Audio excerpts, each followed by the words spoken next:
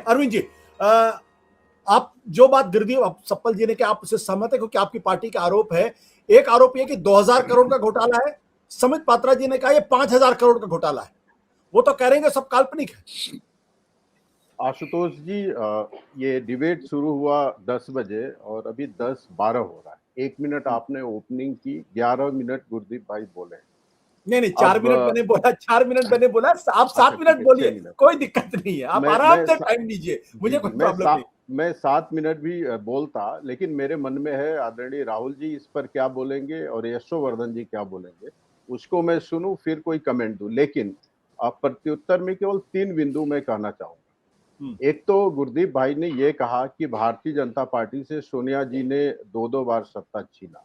इस शब्दावली से मैं सहमत नहीं हूं। सत्ता किसी की बपौती नहीं है, हमारी नहीं है। सत्ता सन्निहित है भारत की जनता के हाथों में। भारत की जनता जिसको आदेशित करे उसके हाथ में सत्ता जाएगी और वो चलाएंगे। तो ये आपकी शब्दावली ठीक नहीं है। सत्ता छीनना क्या होता है?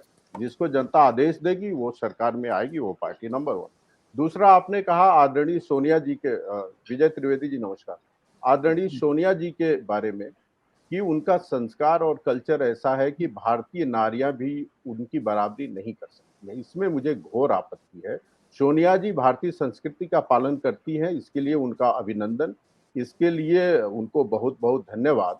लेकिन वो भारतीय संस्कृति को अपनाती है, इसलिए ये कहना कि भारत की नारियां भी उनकी बराबरी नहीं कर सकती है, मुझे लगता है कि पूरे भारतवर्ष के नारियों का अपमान है। इसको आपको ये नहीं करना चाहिए। ये नहीं बोला, आप अपने समय बोलिएगा।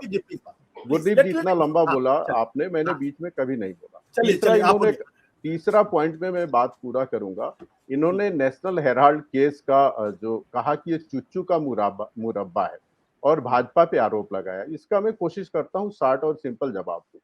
आशुतोष जी, जब ये केस आया उस समय भारतीय जनता पार्टी सरकार में नहीं थी। 2008 में नेशनल हेराल्ड और 2 अन्य पेपरों का प्रकाशन बंद हुआ। 12 में पीआईएल के द्वारा सूचना डॉक्टर सुब्रमण्यम स्वामी को मिली और स्थानीय कोर्ट ने, यदि मैं सही कह रहा हूं तो 2013 में केस रजिस्टर्ड किया।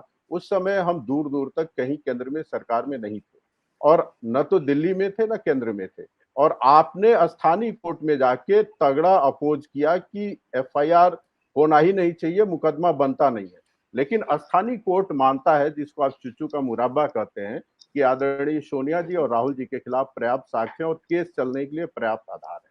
उसके बाद आपके बड़े बड़े एडवोकेट जाते हैं दिल्ली हाई कोर्ट में और वहां कहते हैं कि इस केस को निरस्त करना चाहिए। दिल्ली का हाई कोर्ट ये कहता है कि नहीं, मुकदमा चलाने के लिए पर्याप्त आधार है। फिर भी आप वहां नहीं मानते हैं, आप सुप्रीम कोर्ट जाते हैं और सुप्रीम कोर्ट कहता है कि आपको ओपन जवाब देना चाहिए और फेस करना चाहिए आरोपों को। सुप्रीम कोर्ट भी कहता है, उसको आप चुच्चू का मुराबा कहते हैं। तो मैं एक ही लाइन कहूंगा, कोई भी घोटाले वाला व्यक्ति, मैं ये नहीं कह रहा हूं कि अब तो फाइनल जब जजमेंट आएगा तब तय होगा, या कोई भी अपराधी या कोई भी चोर कभी भी ये थोड़ी कहता है कि उसने कोई गलती की है। जिस चीज को सुप्रीम कोर्ट कह रहा है कि पर्याप्त साक्ष्य केस चलने के लिए, आप बैठ के एक लाइन में उसको खारिज करते हैं कि इसमें केस ही नहीं बनता है। तो आपके पास ज्यादा जानकारी है, सर्वोच्च न्यायालय के पास कम जानकारी है। अच्छा, दूसरा बात मैं ये कहना चाहूंगा आशुतोष में, इसी देश में भारत के केंद्रीय एजेंसियों ने भारत के पूर्व प्रधानमंत्री आदरणीय पीवी नरसिंह राव जी से पूछताछ किया है। इसी देश में केंद्रीय एजेंसियों ने सिटिंग मुख्यमंत्री श्री नरेंद्र मोदी जी से पूछताछ किया है।